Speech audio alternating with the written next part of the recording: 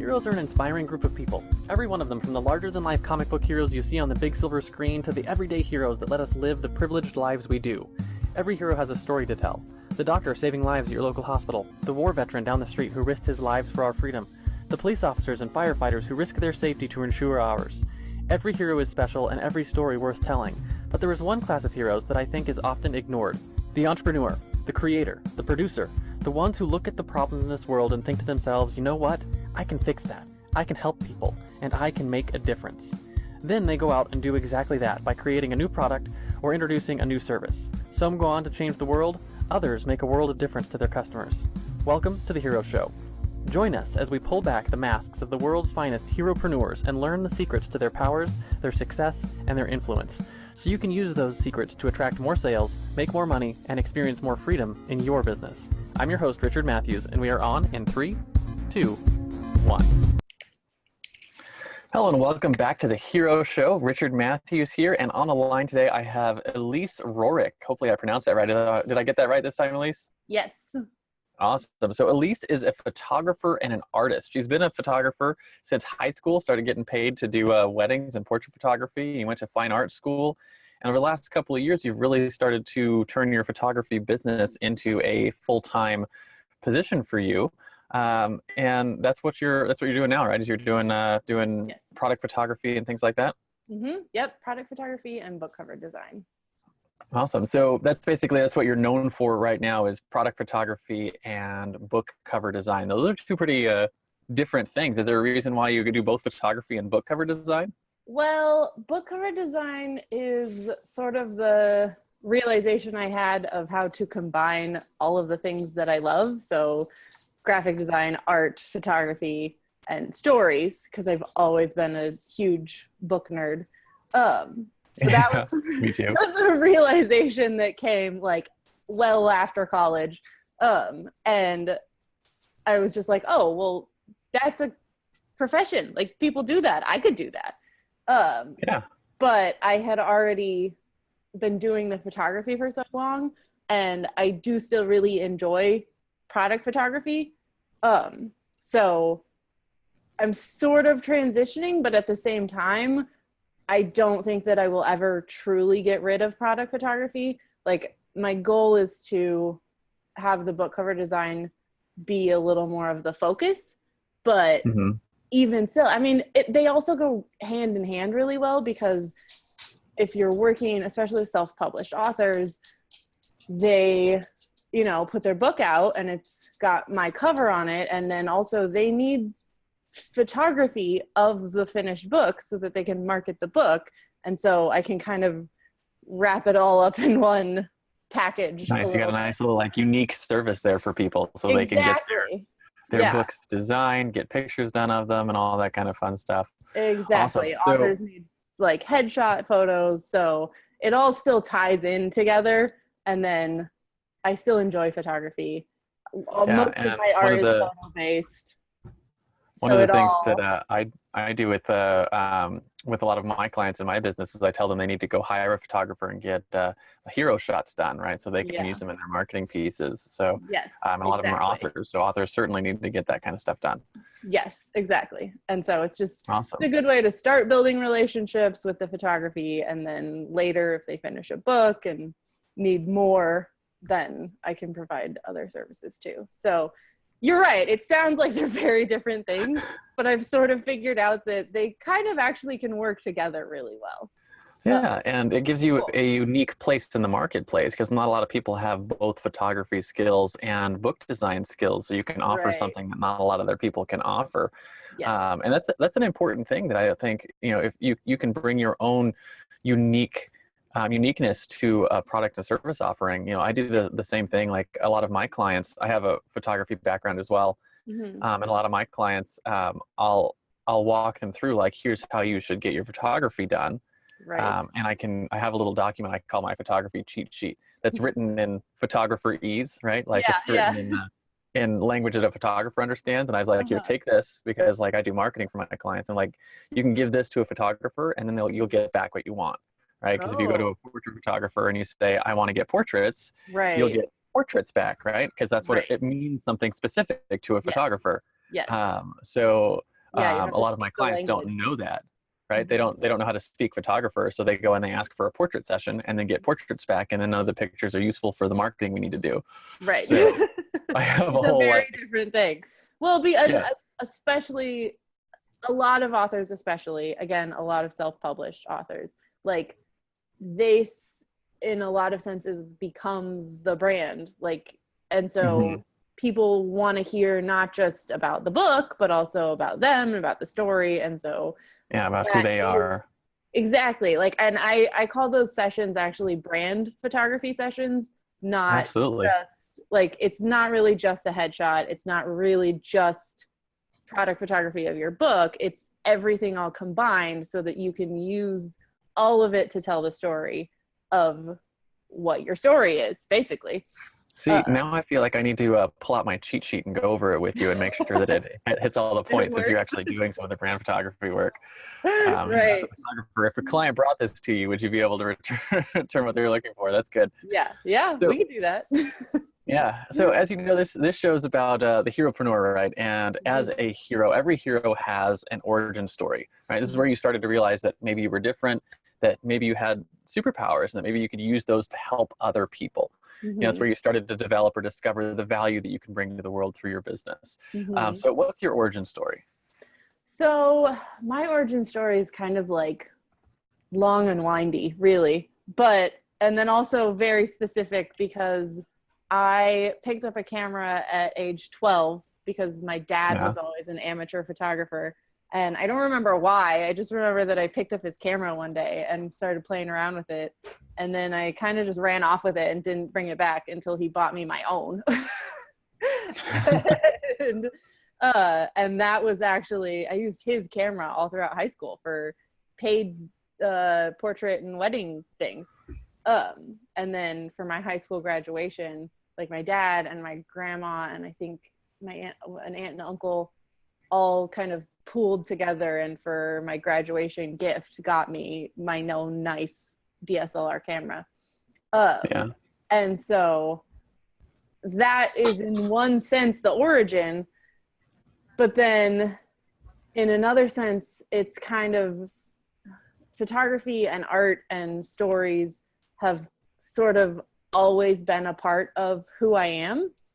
And like I was the kid that used to get yelled at because I would take a book to a family like Christmas get together and then just sit on the Me corner of the too. couch reading, and everyone in my family would be like, will you please get your nose out of the book and come join us? And so I've always been that person too. And so the sort of discovery of how I can combine all of that, and that is what led to my services that I offer now and really who I am now and what I'm trying to do. And so that was a very gradual thing. It was like I said, I did some portrait and wedding work that I was hired for even in high school, and then that continued in college when I was getting my fine arts degree in photography. And then it was sort of a slow realization after that of like, actually, I don't really love this. Like, yes, it's photography, but it's not the thing you love doing. right. It's not the kind of photography I love doing, really. And so then that was a discovery process to realize that, oh, actually what I'm interested in is more like product photography. And then it's like, oh, well, that's a thing. And I can kind of go pursue that, which I did for a Go down while. that path. Yeah.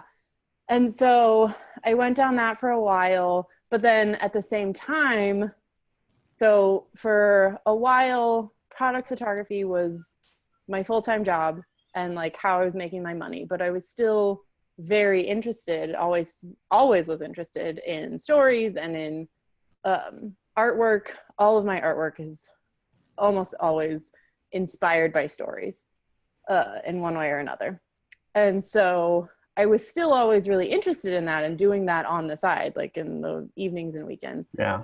And I even at that point, at that full-time job, came up with the first idea that eventually led to my own product book release that just happened last fall. And so it was always sort of this side by side thing where, well, this is my career, but this is still my interest. And I had basically set off on my own to learn how to have a business and how to do marketing, because I didn't learn any of that in art school. Yeah. And so I was like, everyone tells you when you're marketing and when you're setting up, like, what are you going to do? What are you going to be? What services are you going to offer? Everyone says, you know, niche down, like pick a very specific thing and target that and do that.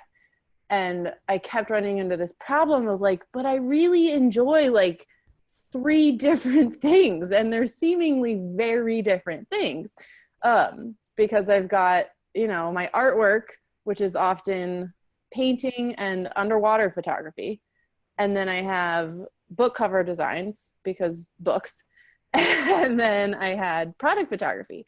And so like I was having the hardest time in the world just trying to pick how am I going to pick one of these and market it. And finally one of my friends said to me, but Elise, the thing that those things all have in common is you. Like, you have a particular style, and like it doesn't matter if it's a book cover or an underwater photo or a product photo. If you're sharing it like on Facebook, I don't even need to see who shared it to know that that's your work. So that's a unique thing that you have, and it's you. Like, yeah, they're 3 different things, but you unite them. And that was just like this totally clarifying eureka moment for me, because I was just like, oh, that's true. It's a unique perspective. Yeah. And then suddenly it was like, oh, okay, I don't have to fight this anymore. I can just pursue all 3 of them at once and wrap it up together to be just my unique thing. And so then that's eventually how I have ended up here, basically, where like everything we just talked about with the authors and brands. A very interesting like way to look at your story and whatnot, was because you have this really interesting like story where you started way back in the beginning, and it's like it's a story of like discovery, like discovering what you are and what your skills are, and sort of how they become like this unique product and service offering in your space, which is very cool. And I think it's something that a lot of us can learn from, where we can actually, you know, what's what I'm looking to say, that you don't have to know right at the beginning, right? You can, which is, like, it grows over time. Yeah. And it's so funny because even, like I said, it's a story that sort of has a specific definitive point, but also doesn't. And like, even in high school, I was saying, people would ask, well, what are you going to do? What are you going to go to college for? All these questions that you get as a teenager. And my answer was always, I'm going to be a photographer. And the response was always just like, oh, how are you going to do that? And then my response was just like, I don't know. I'm going to figure it out. Like, literally, that was it. And here you are. You have a photography business. It's tying your unique perspective with art and storytelling and underwater skills, right? Like, that's all cool stuff. At this point, right? At this point in your business, if you were to say you had one superpower, right? Mm-hmm. It's the thing that you do or build or offer that really helps your clients solve problems, right? Helps them slay their villains. What would that superpower be? The thing that sort of sets you apart. My superpower, and this kind of goes into my own like company branding and everything, but my superpower, I think, is enchantment. So and being able to capture enchantment, whether that's in a watercolor painting or an underwater photo or a book cover design. So I call myself an enchantment artist or an enchantment photographer. They're a little interchangeable. And that's my superpower, is I can help other people, usually other storytellers or creatives, but I can help them to really capture the heart of their story in visual images, and sometimes even in writing, that they can then go out and share their story with the world. So, right, so you're helping other storytellers, other creatives, other probably entrepreneurs who they have a story and they want to get that visual element that really helps set that story off so they can yes. they can share it.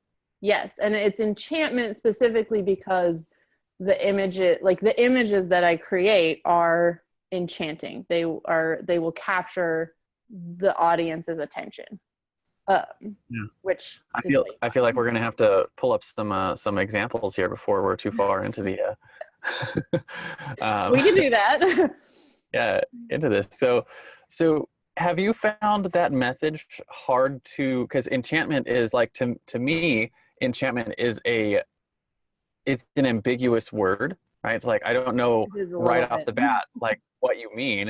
Mm-hmm. So from a marketing standpoint, how have you found that as a challenge to find the right people and then for them to understand what it is you can actually do for them? It is a challenge for sure. And it was also, I spent a long time trying to like come up with that word before I landed on enchantment, because again, I'm also trying to sort of umbrella around these three different, totally separate things. And I sort of landed on Enchantment Artist, especially because it is like, you kind of know what enchantment means, and you definitely kind of know what artist means, but you've never heard that combination before. And so it's a thing that inherently asks for more questions, basically. Yeah, so it makes you want to go, okay, do I need an enchantment artist? Right. Or even just like oh, I've never heard of that. Well, what does an enchantment artist do? And then that gives me the opportunity to go into the detail that I really need to go into in order to explain the three different things that I do and how they can interact. So from a marketing standpoint, it's a curiosity play. Basically, right? You're getting into the curiosity a little bit and get someone to dangle a little bit and come talk to me a little bit so I can tell you more. Right, then, because there's not a single word that encapsulates all three of those things. Yeah, so and then you get to use your storytelling powers to come through and sort of show them how they need more enchantment in their business. Exactly.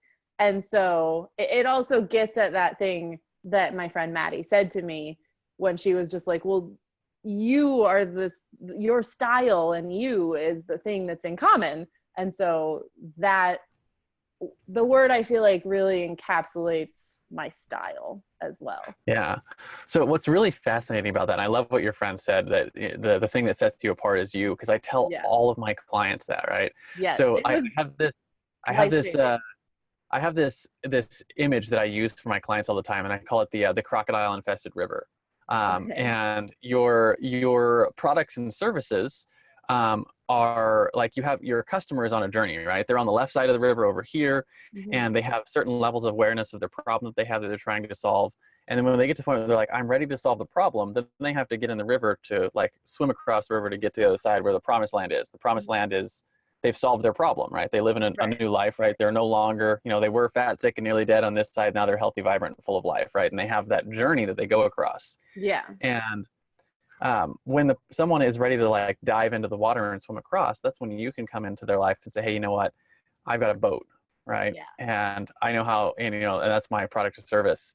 And my boat has, it's got all these cool features, right? It's got, crocodile disintegrating lasers, and we've got whirlpool, detection systems, so it can help you get around all of the struggles that are going to happen in your journey. Right. Way easy.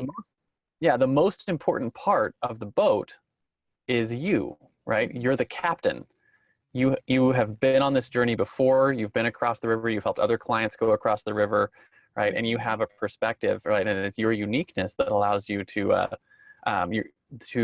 offer something that is really valuable to the person who's taking that journey. Right. So anyways, it's a long way of saying the same thing that your friend Maddie was telling you, that that you have your own uniqueness. That's what makes your services powerful. Right. Yeah. And even like that was the most defining moment along the journey that like really led to here now. But even that, there was still a lot of steps that I went through between then and now, because that was probably, like 4, maybe 5 years ago now when she said that. Yeah. And it's still it's really only probably in the last year that I feel like I have really actually solidified, like, this is the message, this is what I do, this is how I can help you. So it was still this sort of I totally get it. I've been doing this for 10 years now, and it's only like in the last 6 to 8 months that I've really started to nail down my identity. Right. And what's cool is after I've started to do that, my business has started to pick up a lot. So hopefully you'll see the same thing happen in yours. That once you really nail down your identity and start speaking it to people well, you'll see your business grow. Right. So. Which, and it makes perfect sense too, because if someone asks you, you know, who are you, what do you do, any of that, and your answer is kind of like, well, I don't really know, I sort of do this and I sort of do this, which I feel like that kind of was my answer for so long, because I hadn't figured out really how to make it all one thing. And now it's like, if someone asks me the same question, I actually have a good response that I'm confident that's in cool. all of that. And that's where totally get that, right? I spent the longest time trying to figure out, like, because if you look at like my business, I help people with like sales funnels, and I help people write their messaging, and I help people really understand their customer journey and how they come in and help their customers along their journey. And I do all these things, and I do a really good job with them. And I help people build like build their expert brand, right? And for the longest time, I was like, what I would tell people I did was I did all of like the minutia, right? That goes into making that happen. Like, I do this and that and the other thing, like, you know, here's all the different things that make that up. And what I've really come down to is like, I've just recently started calling myself the hero maker. Oh, right? I like that. So it fits in with the brand of the show and everything, which is good. But it invites some questions, right? Same thing that you have. The curiosity. Yeah, the curiosity. What do you mean by the hero maker? And then I can actually tell them all those things that we go into it. So anyways, hopefully having that identity really nailed down for you is going to help you grow your business. Yes, I think it will. Okay. So other side of the superpowers, every superhero has these, right? It's their fatal flaw. And, you know, Superman has his kryptonite. Batman's not actually super, right? So if you look at your business, what would you say your fatal flaw is? What I tell people mine, I've got a couple, but the one I tell people on the show anyways regularly is I tend to be a bit of a perfectionist. And by a bit of a perfectionist, I mean like I'll spend 4 hours. I'll spend like 4 hours trying to get the pixel into the right spot and then realize that has no impact on anything. And I'm like, I just spent 4 hours doing nothing. And I have to work on different ways to combat that. So question is, what is the fatal flaw? And more importantly, what are you doing to help overcome that so other people who suffer from something similar can learn from you? Right. So that's such a good question. And I feel kind of like when with Superman, his superpower is that he's not actually from Earth. But what comes with that, it's almost like the other side of the coin is the kryptonite, which none of us have to deal with. And so in sort of a similar way, I almost think sometimes the superpower itself can be a challenge. And what I mean by it can be your flaw. Right. And so what I mean by that is kind of twofold. One is sort of exactly what we already touched on a little bit, which is just the fact that like Enchantment Artist is not a thing. Like that's not a thing that exists. I made it up. And so because of that, there's no clear path at all in terms of how to build a successful business as an enchantment artist. And so in a sense, I'm very much just sort of figuring it out as I go, which in a lot of ways is my superpower, because I can go with the flow, I can figure it out, whatever we need to do. But the downside of that is there's no obvious messaging. There's no like clear, like even when it comes to just like marketing or like posting something on Instagram and trying to use hashtags, it's just like, well, a lot of my hashtags are things that I made up, but that's not helpful necessarily until I really get more momentum going. And so that question of like, well, I'm going to have to tag this with underwater photography, and I'm going to have to tag it with book cover design, and sort of incorporate the other things that are already there and bring them together in probably a weird way that's going to confuse people at first, but then eventually, hopefully, they start to see how it all comes together. And so how are you combating that? So I sort of look at it as the thing that is so good is sort of the enchantment, the magic, but it's a little chaotic. And that's actually also true, I think, of me personally too, because like I have 3 different distinct interests, and actually more than that, because, you know, I'm also interested in like Joseph Campbell's The Hero's Journey and other more nerdy things that don't necessarily play into my business, but still kind of do, because it's just kind of underneath everything. And so that sort of chaos was something that I learned eventually that I was going to have to mitigate, basically. And so I had this moment where I was just like, okay, this is too much chaos. I need to figure out how to introduce some order here. And that led to the creation of my product, which is a Starlight Journal, which is an illustrated bullet journal.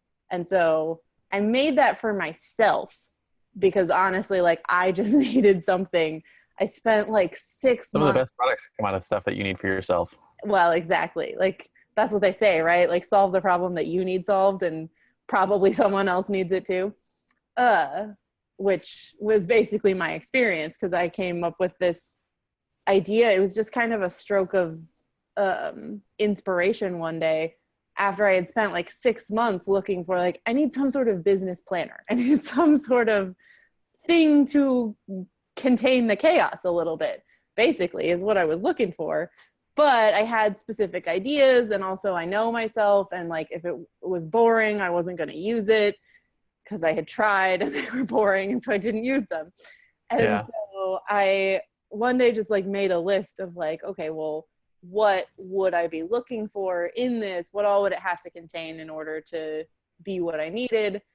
And then I started looking for things that fit that list, and I wasn't finding anything. And then one day it like occurred to me, just like out of nowhere, it's like, I know how to use InDesign. I can do this. I can just make my own. So then finally I had that idea, and it was weird because it also like, it was just like all at once. Like, all at once was the realization that, oh, I actually have the skills to make something. Like, I don't have to keep looking for this. I can just make it. And then also simultaneously, this just inspiration for visually how to lay it all out. Like, it was just there all of a sudden. And I had to kind of race. And that's sort of how you've combated like the idea that you have some chaos with the type of brand you have is by building this Starlight Journal that it's like serves 2 purposes. One, it helps you combat that fatal flaw in your business, and it also is a product that helps other people have the same thing. It is actually the perfect combination, really, of all the different, it's the perfect example of all the different things that I do, because it's not the artwork inside of it, it's illustrated. It has a cover, it's a physical book. Like, I had to design the whole physical book, so it's a clear example that yes, I can do this. And then in order to market it, I had to take product photography of the thing, so it was and also of myself and for my own brand. And so it sort of became like the epitome. And then like also, what you do. Yeah, it's the epitome of what I do. And then it's also simultaneously really like the idea behind it and in it and all of that is so connected with what I do, because I'm always trying to help other creative people, other people who are struggling, whether it's with too much chaos, or what I find more commonly is not enough of the right kind of chaos, not enough creativity, because creativity is very chaotic. And I feel like so many people just have an interest in that, but don't know how to Yeah. So express what's it. interesting is you mentioned a couple of things that I want to pull out Mhm. and make sure people recognize. So the first one is you said you have the strength in your business is also the weakness, right? Yes. Is that you have this cool thing, right? That you're calling the Enchantment Artist, and because that's a new thing, it's hard to market, Yes. right? It's hard to understand. Mhm. So you actually created something that helps you in your business, but also helps people. You mentioned the hero's journey as well, and I wanted to just point something out that in your business, right, the service that you offer, Mhm. your service is not the hero, right? Your customer's the hero in their Yes. own story, right? So they're Yes. Frodo on their journey to go and put the ring in the mountain, right? And then your Right. business comes along, you're Gandalf. Right. You're the one who helps them on that Yes. journey. I'm the wizard. Yeah, you're the wizard. I bring the So magic. That's perfect. my I love thought that. for you my thought for you is to think in terms of, like, when you're doing your marketing and stuff, is Mhm. who is the person who's sitting there going, I need to create something, Right. and right, I need to get something done, and thinking to themselves, like, the same problem you were sitting in when you're creating the Starlight Journal. Mhm. How can what you're doing come in and, it's like, hey, you got this cool thing, you got the cool message, you have a cool business, you have things that you're actually going out and helping people to solve problems in their lives. Mhm. What you need is you need to have an enchantment artist to help you take your message to the next level, Yes. right? And someone to come in and help them along on that journey. Right. Um, Yeah. I love yeah, that analogy. yeah. So, anyways, I Great. think that could certainly help with the marketing message, because you don't have to figure out how to market what an Right. enchantment is. You just find the people who are already on that journey, Right. and honor their journey. Basically, this is what you're doing, and here's ways that you can make that journey more successful. Mhm. Uh, Yeah, for so sure. yeah. So continuing on with our hero story here. After the fatal flaw comes our common enemy, right? The common enemy is the thing that the heroes fight against, Mhm. and it's in your business. It's what if you could go into every client you've ever worked with, and Mhm. if you could just wave your magic wand, right? Wave Gandalf's staff and click, do the little thing and just remove something terrible from their life, just Uh-huh. remove the problem. What would that Mhm. thing be? Oh. Hmm. I think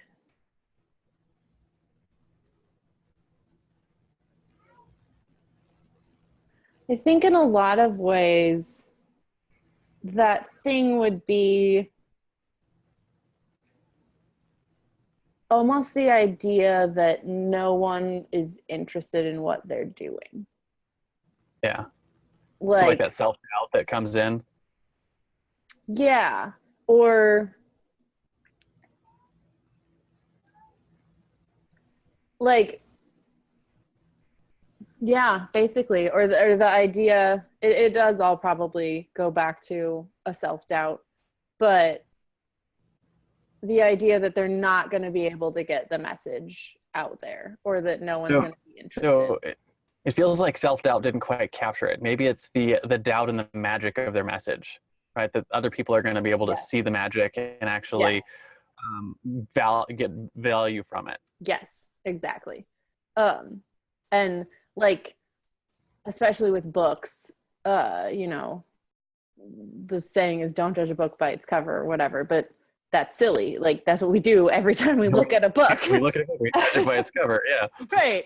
And so you can have an amazing, amazing story. And if the cover is crappy, people are just going to look right past it. So you need that enchanting visual thing that grabs people and makes them stop and then actually pick Yeah. up the book and then read the back. And then they're intrigued and then they're Yeah. curious and then They need to they're, have that curiosity play, right? They need to yes, see it and go, oh, I need to look at exactly. that, right? So Exactly. Like, they can oh, that's, experience the magic of that story for themselves. yes, exactly. And actually that's uh, a frustrating thing to me because I am such a big reader. And so I'm, you know, I can't go anywhere without finding more Yeah. books to add to my pile. I, And I was at like a convention thing, oh gosh, almost a year ago now, probably last early summer. And there were a decent number of self-published authors there, and I was walking around and kind of talking to them. And there was one that in particular, like, she had this book and the cover was not really anything fancy at all. The only thing that drew me to it was the fact that it was very short. And at the time, I was just feeling really busy and kind of like, I keep starting books and not getting back to them. I wanted something. I was looking specifically for a book that was going to be short enough that I could just sit and read it in like a couple hours, just so that I could feel like I'm still capable of finishing a book right now. And so I picked that one up only for that reason. And then read the back and was kind of like, yeah, this sounds like it'll probably be okay. Like, this will serve my very specific purpose. And then I read it and it was amazing. Like, it was a beautiful, beautiful story and really well written. And I just loved it so much.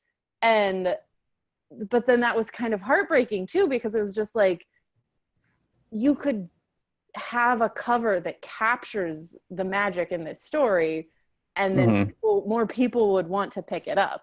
Because if the only people you're getting picking it up right now are people like me who are just like, oh, that's the perfect short size, that's not really the goal.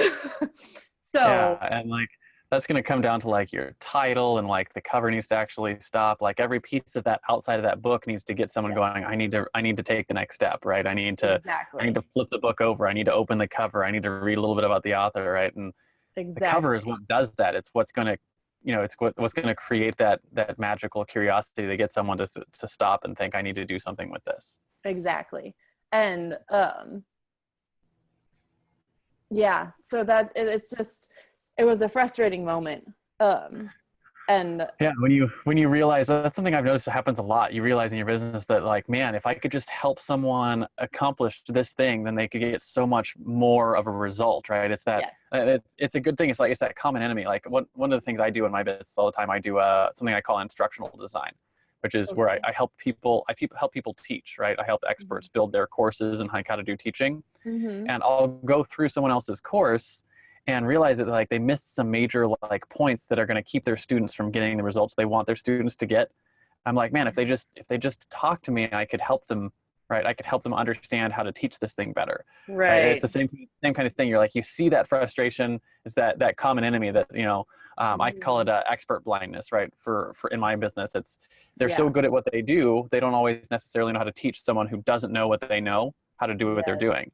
Yes, so in your case, it's that common enemy is like they don't see the magic that comes from a great cover and a great headline and really good photography that gets someone to have that pattern interrupt and stop and go, I need to pick up this story. Right. Yes. And no, that's exactly it, because it's all of the visuals. We're such visual people, or visual creatures rather. And like that, they say a picture's worth 1,000 words. Yeah, 1,000 words.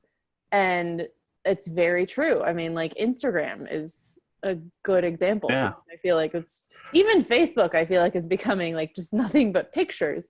And that's what gets people's attention. And especially if it's an especially mesmerizing or enchanting or it's the kind of thing that makes you want to stop and look at it. Yeah, if it is somehow has like an emotional connection to where people just see it and they can infer things from it about the story, or even at a bare minimum to be more intrigued, then that's what you really need, is that sort of gripping visuals. And you need to have something that really captures that. So the other side of the common enemy is the driving force, your mission, right? Spider-Man fights to save New York, Batman fights to save Gotham, Google fights to index and categorize all the world's information.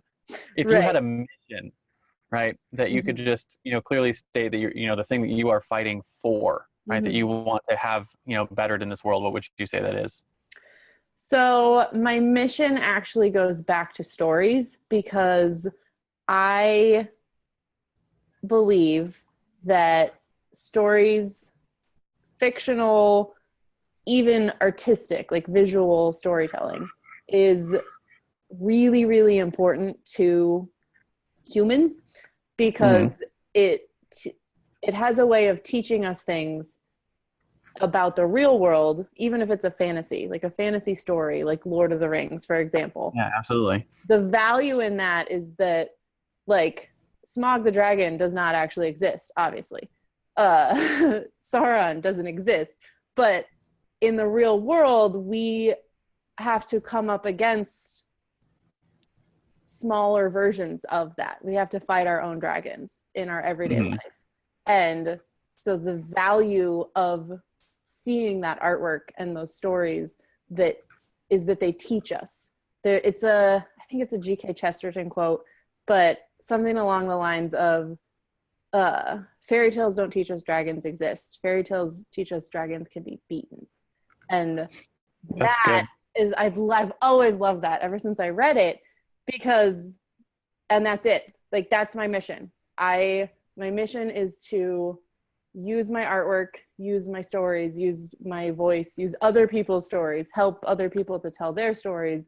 And the value in that is almost, you almost can't put a number on it, because the value is... It's got a tremendous ripple effect on the people that, when you can help someone get a story out there, every person who reads that story is going to learn a little bit of something. Exactly. One of the things that I find endlessly fascinating is the studies of our mind and our mind's inability to tell the difference between reality and fantasy. Yes, I was just listening to some sort of podcast the other day that talked about how they ran studies on piano players, and they were scanning their brains while they were playing a certain song on piano, and then they took them outside, away from the piano, kept the scanners on, and then told them to, okay, now sit there and imagine it, that you're doing that whole thing that you just did. And the scanners detected no difference. It was exactly the same. And it's one of my favorite studies I read was a basketball game, and they had brought in a number of people, and they had one group, they were doing free throw shots. They had one group practice all week doing free throw shots. They would stand on the court and they would just all day, for 8 hours, toss the ball into the hoop, try and get good at free throw. And they had another group that they did not allow to practice. So what you are supposed to do is you will sit in a room and you will close your eyes and you will imagine throwing the perfect free throw. Over and over and over, everything that goes into it. The way you're going to move your hand, the way you're going to move, jump, and the whole thing, and swishing it every single time. And then at the end of the week, they tested them to see who would win, and in a free throw tournament. And the group that imagined throwing the perfect free throw and didn't practice at all won that competition by a landslide, right? Wow, that's so your cool. Your brain's visual cortex. The study was interesting.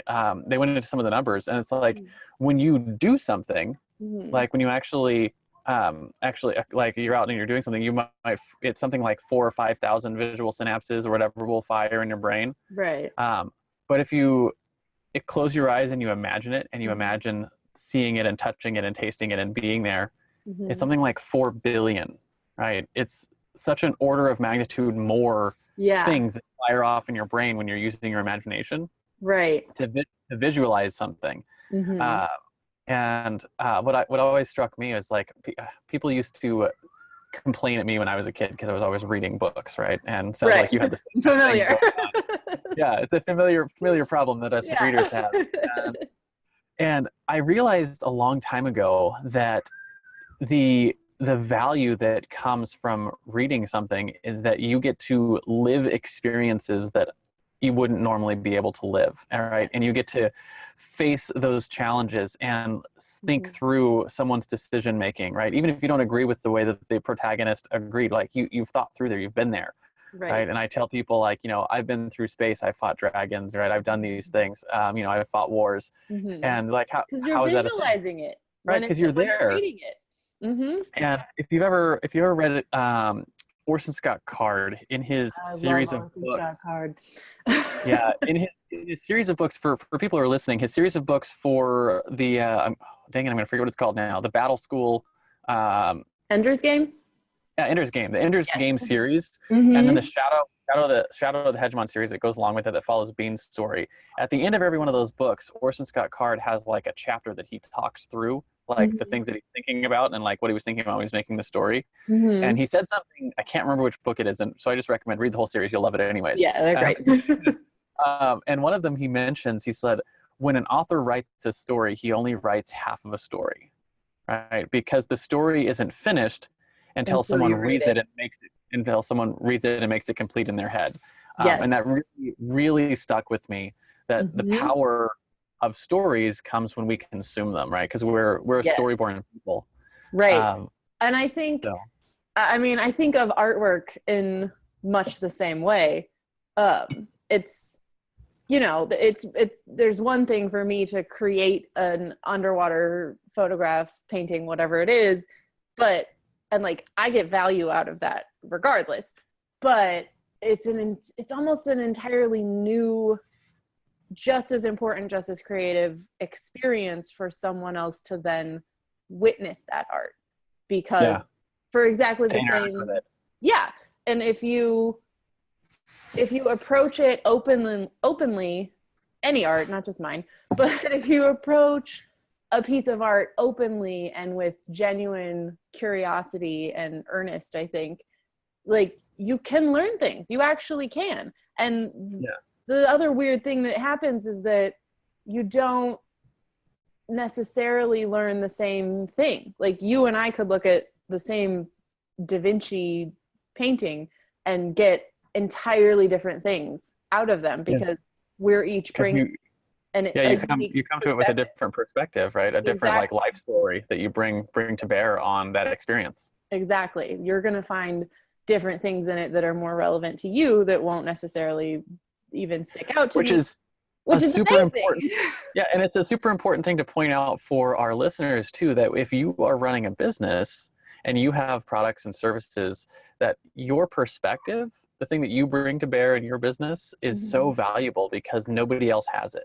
Right? Nobody else has that perspective that you have. Exactly. So. No one has the same unique combination of experiences and thoughts and all of that.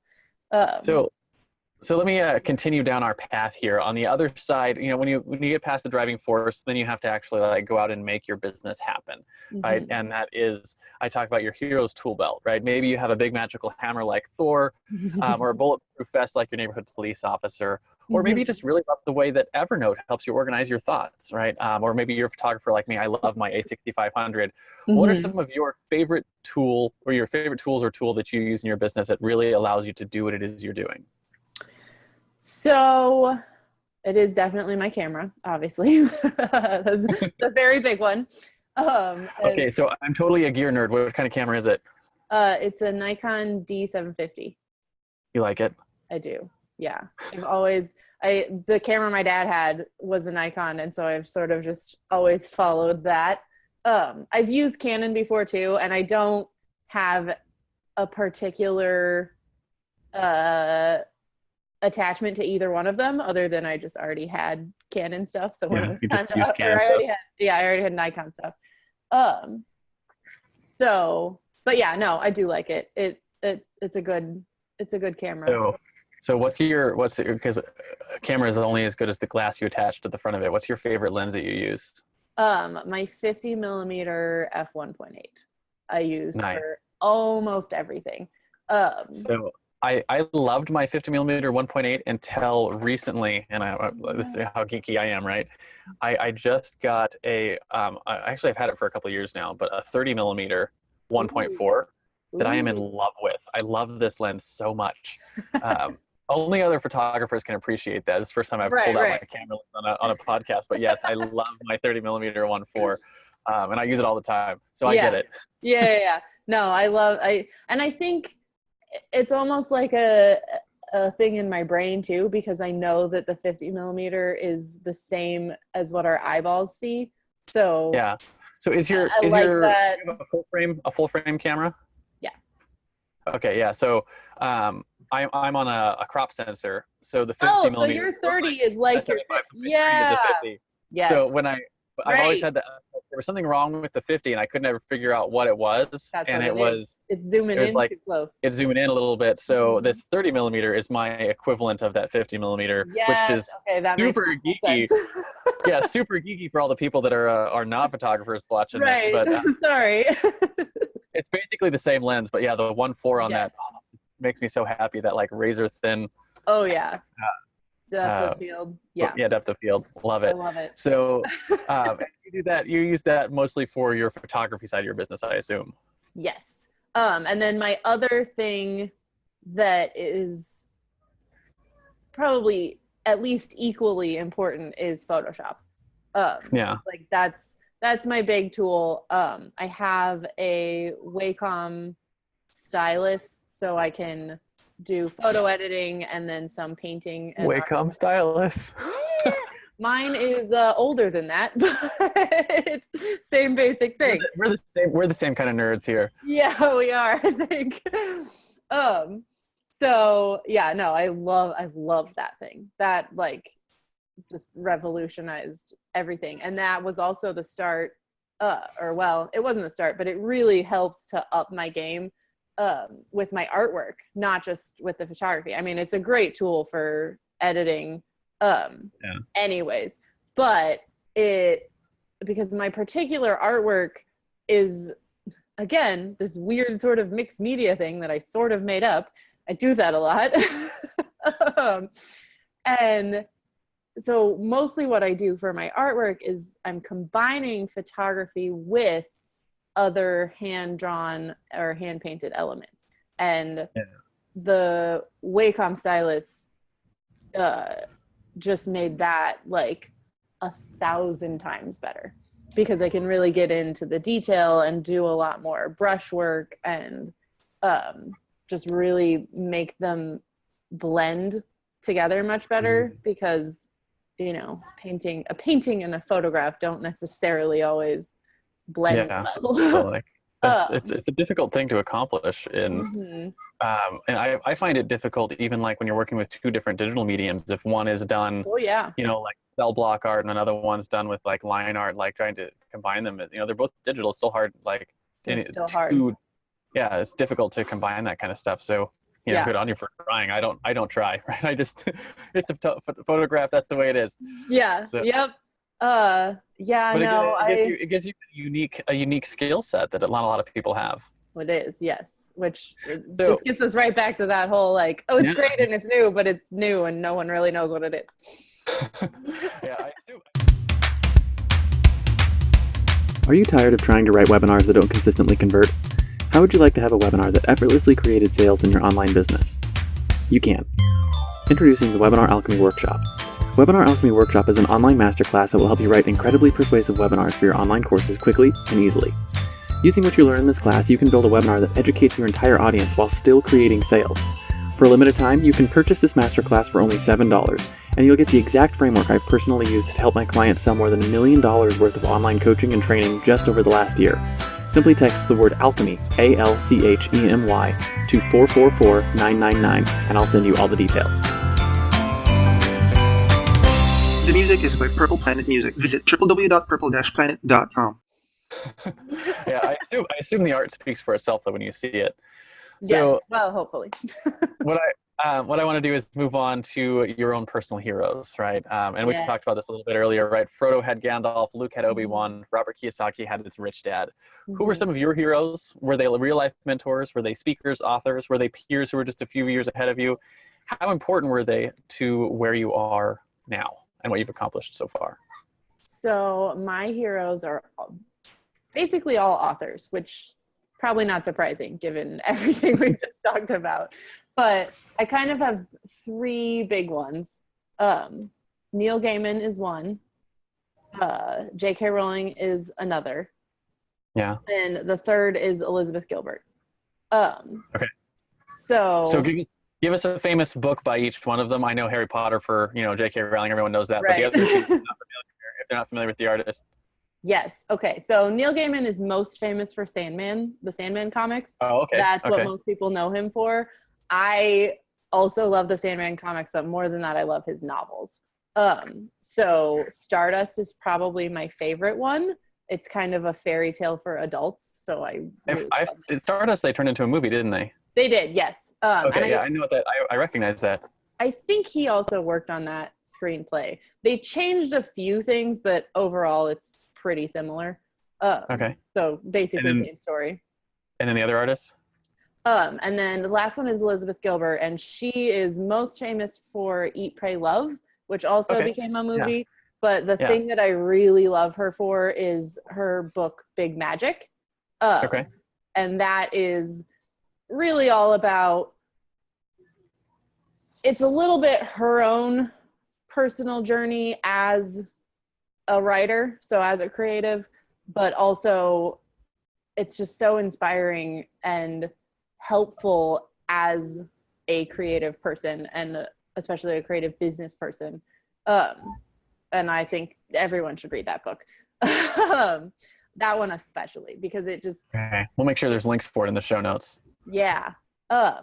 It was this weird moment of like reading that book suddenly explained to myself everything that I already was, or like sort of already knew, but couldn't really articulate or didn't really understand how it integrated. And so that was... and what's the name of the book one more time, just so I can make sure we can get it in the show notes for people? It's called Big Magic. Big Magic by Elizabeth, what'd you say, Gilbert? Gilbert, yep. Yeah, Elizabeth Gilbert, okay. Yes. Cool. So let's really bring it home for our listeners here. What are the top 1 or 2 principles or actions that you use regularly to contribute to the success and influence you enjoy in your business today, right? Your guiding principles, the ones that you wish you knew when you first started out on your hero's journey back in high school for you. Right.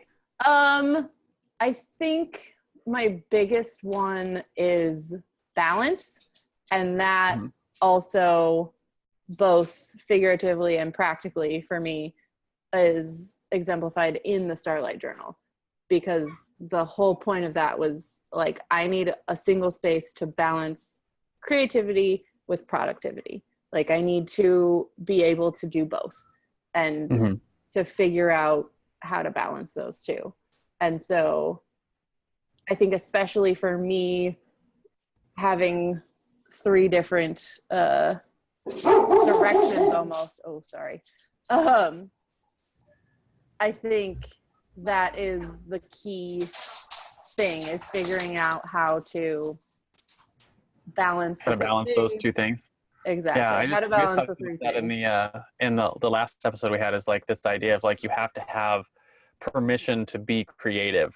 Like you have to have that space in your business, especially for and a lot of us, we try to focus on being productive entirely, and we don't always have that room in our business to do the innovation and do the creation, and realize that like some of that's the most valuable work that you'll do. It is, for sure. And like that is exactly why I made this journal, because if I can schedule the creativity in, then on the days where I have scheduled to just paint and just see what comes up, though you're exactly right. Like those are the times where the best stuff comes up, is when you allow it to come up.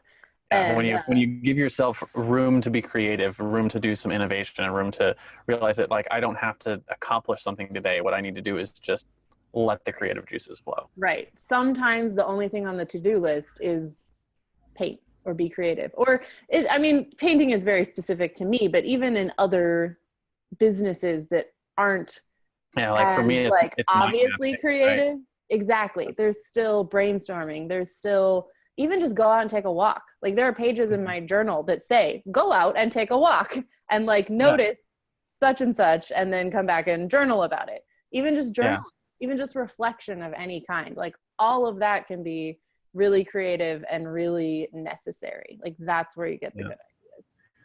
Okay, cool. So the last part of the show, something I do with all my guests, is something I call the Hero Challenge. Hero Challenge is pretty simple.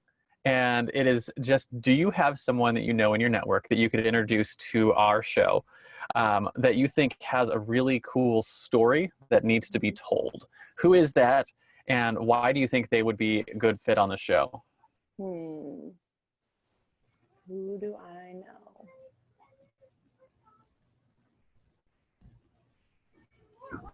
So the first person that comes to mind is an author that I've worked with, and she's also one of my best friends. Disclaimer. But her, like, just the process of making her book and publishing her book was like, I was very, very integral in it. And so it's her book and her project, but I'm very connected to it. And it's an amazing book. Like, it's an amazing story, first of all. And she is also sort of in the same place that I am of doing it. And like, that's the goal, is to be an author, but it's a process. So she's still sort of not as far along. And what's her name? Being a full-time writer. Her name is Kaylin R. Boyd. So this is what I grabbed earlier. This is her book, Tell City. Oh, nice. And you did that cover? I did, yes. I did the cover and the interior, and I even have some artwork. Yeah. It's in the intro pages here, just because one day I was just sketching, and that is what came out, basically. And it's in the book now. Yeah, and it's in the book now, like 2 years later. That looks so cool. Yeah, it's a really good, especially if you like fantasy stories along the lines of Neil Gaiman and that sort of thing. It's very awesome. good. Well, thank you very much for that. We'll reach out later and see if we can, connect with her and see if we can get her on the show and tell her story. Mm-hmm. And again, thank you so much for coming on and joining us on the Hero Show. Thank you so much for having me. Yeah, last question is super easy. Where can people find you if they have a message that they want to get out and they want to get, their enchanting artistry on, right, for their business? Yes. Where can they find you? How should they reach out? So my website and actually business name is Lusicovi Creative, and that is spelled Lusicovi and then creative. So I am LusiCoviCreative.com. I am Lusicovi Creative on Facebook, on Instagram. Twitter cut me off, so I am Lusicovi Creates on Twitter, but I'm on there too. The best place is probably my website. And a part of that, where should someone be in their journey before they reach out to you and say, hey, you know what, I need your help? What should they be doing or thinking about? They should have a product or book pretty much fully formed and ready to, if they're an author, ready to actually start turning it into a book, not just a manuscript, to launch it into the world.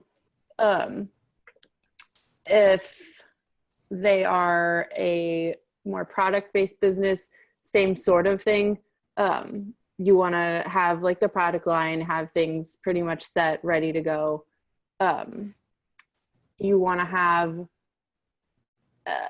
some amount of time and money dedicated for marketing and advertising and that sort of thing. So you want to have it in your budget and in your plan. Awesome.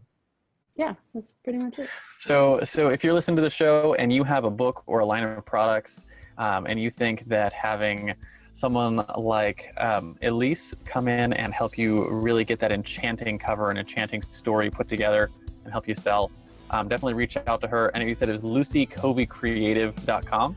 Yes. Awesome. Thank you very much for being on the show. We appreciate it. Thank you so much. I'm so glad to be here.